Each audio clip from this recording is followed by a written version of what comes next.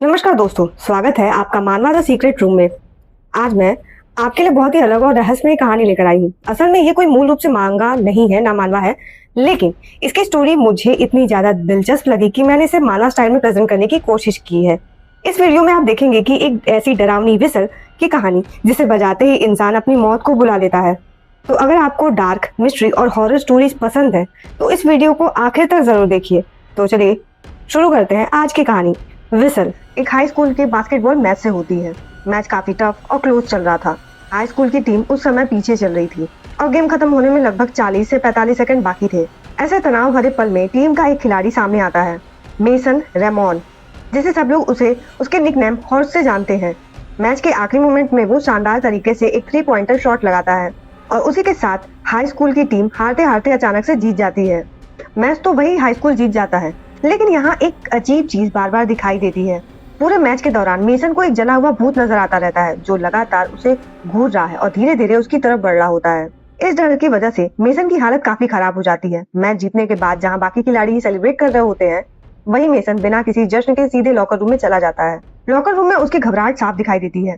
उसके रोंगटे खड़े हो चुके हैं। वह जल्दी जल्दी अपना लॉकर खोलता है और उसके अंदर उसे एक बहुत ही पुराना, अजीब सा लेकिन नकाशीदार जाल दिखाई देता है। समय गवाए मेसन जिम के भारी वेट्स उठाकर उस जार को जोर जोर से तोड़ देता है। लगता है जैसे कि वह किसी चीज से खुद को बचाने की कोशिश कर रहा हो, लेकिन तभी वही जला हुआ भूत फिर से उसके सामने प्रकट हो जाता है और उसकी तरफ बढ़ने लगता है। मेसन बुरी तरह घबरा जाता है, लेकिन उसी वक्त उसके टीममेट्स लॉकर रूम में आ जाते हैं और अचानक पूरा माहौल फिर से नॉर्मल हो जाता है, जैसे वहाँ अभी अभी कुछ हुआ ही ना हो। इसके बाद मेसन लॉकर रूम के शावर एरिया की तरफ चला जाता है। वहां पहुंचते ही अचानक वही जला हुआ भूत फिर से उसके सामने दिखाई देता है और धीरे धीरे उसकी तरफ बढ़ने लगता है। इससे पहले कि मेसन को समझ पाता, वह भूत उस पर हमला कर देता है। भूत अपना हाथ सीधे मेसन के मुंह के अंदर डाल देता है और कुछ सेकंड में ही मेसन का शरीर जलने लगता है।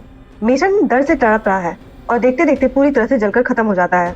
जब उसके टीममेट्स को इस घटना का पता चलता है तो वे सभी बुरी तरह शॉक में आ जाते हैं। लेकिन यहाँ सबसे डरावनी बात यह है कि मरने के बाद मेसन का रूप बिल्कुल उसी जले हुए भूत जैसा हो चुका था जिसे वह पूरे मैच के दौरान देख रहा था।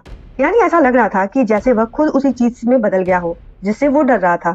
इसके बाद कहानी 6 महीने आगे बढ़ती है। अब हमें एक नया किरदार दिखाई देता है, क्रिस, जहां हमें क्रिस के बारे में पता चलता है। असल में आज क्रिस का पेलिंगटन हाई स्कूल का पहला दिन होने वाला था। क्रिस हाल में ही शिकागो से इस शहर में शिफ्ट हुई थी और फिलहाल वह अपने कजन रेल के साथ रह रही थी। कहानी से इतना जरूर समझ में आता है कि क्रिस की जिंदगी में पहले कोई बड़ी दुर्घटना हो चुकी है, लेकिन अभी के लिए उस घटना के बारे में व्यूअर से ज्यादा कुछ नहीं बताया जाता। इसके अलावा यह भी पता चलता है कि क्रिस के फादर जो थे वो दुनिया में नहीं है। उनकी याद के तौर पर क्रिस के पास अपने ही फादर की म्यूजिक कलेक्शन है जिसे वो अक्सर सुनती ही रहती है। खैर, कुछ देर बाद क्रिस और रेल पेलिंगटन हाई स्कूल पहुंचते हैं। वहां पर एक अजीब संयोग होता है। क्रिस को ठीक वही लॉकर दिया जाता है जो कि पहले मेसन का हुआ करता था। और सबसे दिलचस्प बात यह थी कि लॉकर पर अब भी मेसन का निकनेम हॉर्स उकेरा हुआ था। यानी अनजाने में ही क्रिस का कनेक्शन उसी जगह से जुड़ जाता है जहां कुछ समय पहले मेसन के साथ वो डरावनी घटना हुई थी। जब क्रिस अपना लॉकर इस्तेमाल करने लगती है तो मेसन का पुराना दोस्त वहां आ जाता है। वे सब मिलकर क्रिस को डराने लगते हैं और धमकाने लगते हैं। उनका कहना था कि क्रिस को यह लॉकर इस्तेमाल नहीं करना चाहिए क्योंकि वह पहले उसके दोस्त मेसन का हुआ करता था। उससे जुड़ी सारी यादें इसी में है। इस पूरी बुलिंग में सबसे आगे मेसन का दोस्त डीन था। हालांकि डीन की गर्लफ्रेंड ग्रेस उसे बार बार रोकने की कोशिश करती है और कहती है कि क्रिस के साथ ऐसा व्यवहार करना सही नहीं है, लेकिन डीन गुस्से में एक और बात कह देता है। वह क्रिस का मजाक उड़ाते हुए कहता है कि यह वही लड़की है ना जो पहले ड्रग की लत में थी और उसी की वजह से उसके पिता की जिंदगी बर्बाद हो गई। ये बात सुनकर क्रिस का गुस्सा फूट पड़ता है और वो तुरंत डीन को पकड़कर जोर से धक्का देती है और उसे मार देती है, वो भी टांगों के बीच में। इसी बीच स्कूल का टीचर मिस्टर क्रेवन वहां पहुंच जाते हैं, जो पूरी स्थिति को देखकर क्रिस, रेल, डीन और ग्रेस इन सभी को डिटेंशन दे देते हैं। तभी वहां एक और लड़की आगे एली आती है जो मिस्टर क्रेवन को समझाने की कोशिश करती है कि ये क्रिस की कोई गलती नहीं थी। असल में डीन उसे बुली कर रहा था, लेकिन मिस्टर क्रेवन एली की बात बिल्कुल नहीं सुनते। उल्टा वह उसे भी सजा देते हैं और उसे डिटेंशन में भेज देते हैं। इस पॉइंट पर कहानी में ये पांचों किरदार क्रिस, रेल, डीन, ग्रेस और एली एक ही जगह पर आ जाते हैं। और आगे की कहानी समझने के लिए इन 5 के बीच के ग्रुप डायनेमिक्स को समझना जरूरी है। सबसे पहले बात करते हैं क्रिस की। क्रिस लेस्बियन है और धीरे धीरे उसे एली पसंद आने लगती है। ऐसा भी लगता है कि एली भी कहीं न कहीं क्रिस की तरफ थोड़ा अट्रैक्टेड है। दूसरी तरफ डीन और ग्रेस एक दूसरे को डेट कर रहे हैं, लेकिन यहाँ पे गड़बड़ है कि रेल जो है वो भी ग्रेस को पसंद करता है और वो भी शायद बचपन से। उसके मन में भी फीलिंग्स थी और शायद अभी भी है। खैर थोड़ी देर बाद भीड़ अलग हो जाती है और सब लोग अपने अपने रास्ते चले जाते हैं। तभी क्रिस अपने लॉकर को खोलती है और अजीब सी चीज नोटिस करती है। अब उसे लॉकर में वही पुराना जार दिखाई देता है जो कि हमने चैप्टर की शुरुआत में देखा था। बिल्कुल वैसा ही जैसा कि मैसन ने देखा था। जिज्ञासा में क्रिस उस जार को खोलती है। जार के अंदर एक प्राचीन एग्जैक्ट डेथ वेसल रखा हुआ था जो देखने में काफी डरावना भी लग रहा था। क्रिस उस वेसल को, जो कि असल में एक तरह की सीटी थी, बजाने ही वाली थी। तभी अचानक स्कूल की बेल बज जाती है। बेल की आवाज सुनकर क्रिस जल्दी से उस वेसल को वापस जार में रख देती है। इसके बाद सीन कट होता है। डिटेंशन क्लास पहुंच जाते हैं। क्रिस अपने साथ उस जार को और वेसल को लेकर आई थी और तभी मिस्टर क्रेवन की नजर उस जार पे पड़ जाती है।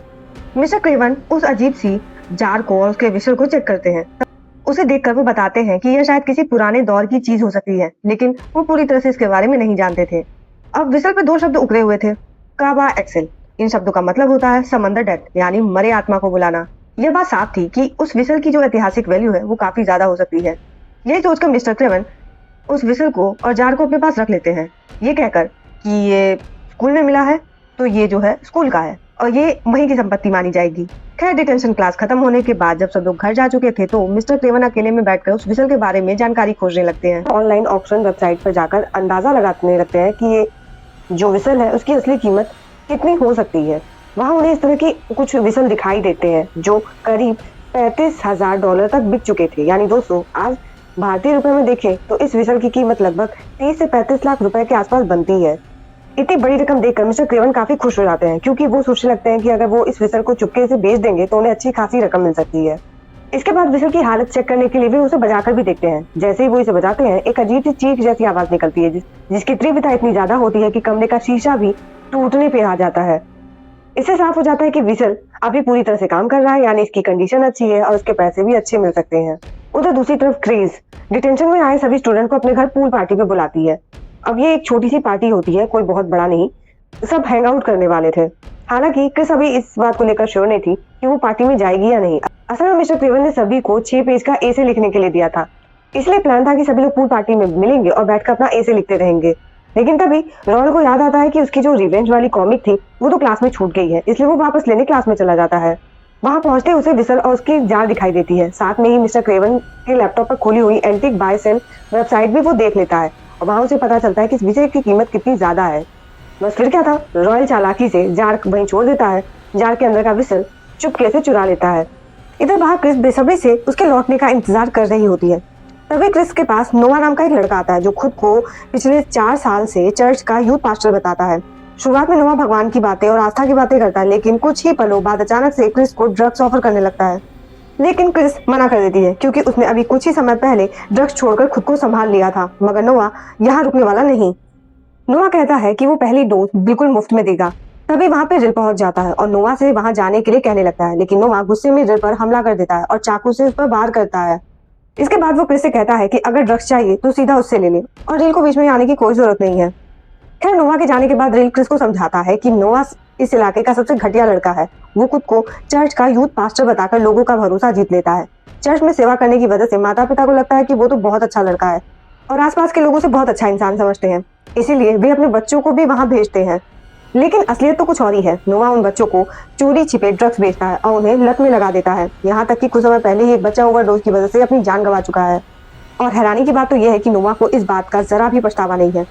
इसीलिए रिल क्रिस को सख्त चेतावनी देता है कि नोवा से दूर ही रहे, क्योंकि क्रिस खुद भी पहले ड्रग की लत से जूझ चुकी थी। हालांकि अब वो काफी समय से क्लीन है। उसी शाम मिस्टर क्रेवन अपनी क्लास में पहुंचते हैं। वहां जाकर उन्हें पता चलता है कि जार के अंदर रखी हुई विसल गायब है। वो पूरी क्लास में हर जगह उसे ढूंढने की कोशिश करते हैं, लेकिन विसल मिलती ही नहीं।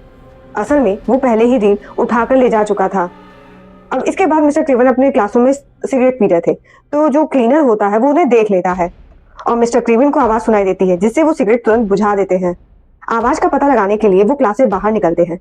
बाहर उन्हें एक अजीब सा टेढ़ा मेढ़ा और डरावना इंसान दिखाई देता है जो धीरे धीरे उन्हीं की तरफ बढ़ रहा था। ये देखकर मिस्टर क्रेवन काफी घबरा जाते हैं। तभी अचानक से स्कूल का क्लीनर चार्ली वहां आ जाता है और उसके आते ही वो अजीब सा टेढ़ा मेढ़ा इंसान गायब हो जाता है। चार्ली मुस्कुराते हुए मिस्टर क्रेवन से कहता है कि वो सिगरेट पीने की बात उनकी किसी को भी नहीं बताएगा। अब इसके बाद मिस्टर क्रेवन वापस अपनी क्लासरूम में चले जाते हैं, लेकिन जैसे ही वो अंदर पहुंचते हैं अचानक से उनके सामने वही डरावना और रहस्यमय इंसान प्रकट हो जाता है। उस अजीब से इंसान के सिर और चेहरे पर एक भी बाल नहीं थे और उसका पूरा शरीर बेहद बीमार और डरावना दिखाई दे रहा था। अगले ही पर वो भूतिया शख्स अपना हाथ सीधे मिस्टर क्रेवन के सीने के अंदर डाल देता है और उसके जो फेफड़े थे उन्हें नुकसान पहुंचाने लगता है। कुछ ही पलों में मिस्टर क्रेवन की हालत तेजी से बिगड़ने लगती है। उनका शरीर कमजोर पड़ जाता है, उनके फेफड़े खराब हो जाते हैं और धीरे धीरे उनके सारे बाल भी झड़ने लगते हैं।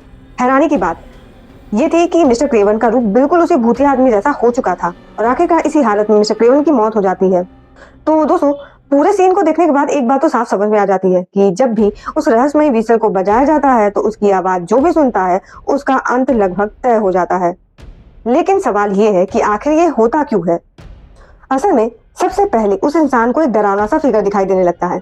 दिलचस्प बात यह है कि फिगर असल में उसी इंसान का भविष्य होता है, यानी वह रूप जिसमें वो आगे चलकर अपनी मौत तक पहुंचने वाला होता है।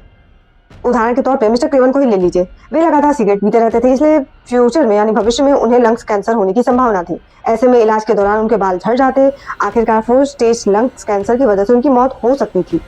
लेकिन इस व्हिसल की खासियत यही है कि यह भविष्य में होने वाली मौत को वर्तमान में ही खींच लाती है, यानी जिस अंत तक पहुंचने में सालों लगते हैं वह प्रक्रिया अचानक से बहुत तेजी से हो जाती है। इसी वजह से मिस्टर क्रेवन को अपना भविष्य दिखाई दिया और कुछ ही पलों में उनका शरीर उसी हालत में पहुंच गया जिसमें उन्हें आगे चलकर मरना था। इसे एक और उदाहरण से समझते हैं। शुरुआत में हमने मेसन को देखा था, उसकी मौत देखी थी। कहानी के हिसाब से देख लेते हैं। मेसन की मौत भविष्य में 40 की उम्र में गैस लीक से जलने की वजह से होने वाली थी, इसलिए उसे बार बार एक जला हुआ इंसान दिखाई देता था। हैरानी की बात यह है कि मेसन उस समय सिर्फ 17 साल का था। फिर वह व्हिसल के असर से उसकी मौत ठीक उसी तरह हुई जैसे भविष्य में होने वाली थी। यानी साफ है, व्हिसल इंसान को उसके भविष्य की मौत से जोड़ देता है और पूरा प्रोसेस अचानक से बहुत जल्दी घटित कर देता है। उम्मीद है अब आपको यह समझ में आ गया होगा कि यह रहस्यमयी व्हिसल आखिर अपने शिकारों को कैसे खत्म करता है। कहानी पहुंचती है पूल पार्टी पर, जहां क्रिस, एली, रेल, डीन और ग्रेस साथ में मौजूद होते हैं। तभी रेल अपने हाथ में वही रहस्यमय व्हिसल लेकर आता है। तो कहानी यहाँ पर ब्रेक लेती है। लेकिन दोस्तों, असली डरावनी बात तो अभी बाकी है और आने वाले समय में इस व्हिसल की वजह से इन दोस्तों के साथ कुछ ऐसा होने वाला है जिसकी कल्पना भी इन्होंने कभी नहीं की होगी। आखिर इस व्हिसल का राज क्या है और क्या क्रिस और उसके दोस्त इस मौत के खेल से बच पाएंगे? ये जानने के लिए आपको देखना होगा अगला पार्ट। अगर आप अगला पार्ट मिस नहीं करना चाहते तो मानवा सीक्रेट रूम को अभी सब्सक्राइब कर दीजिए, क्योंकि अगली वीडियो की कहानी और भी खतरनाक मोड़ लेने वाली है।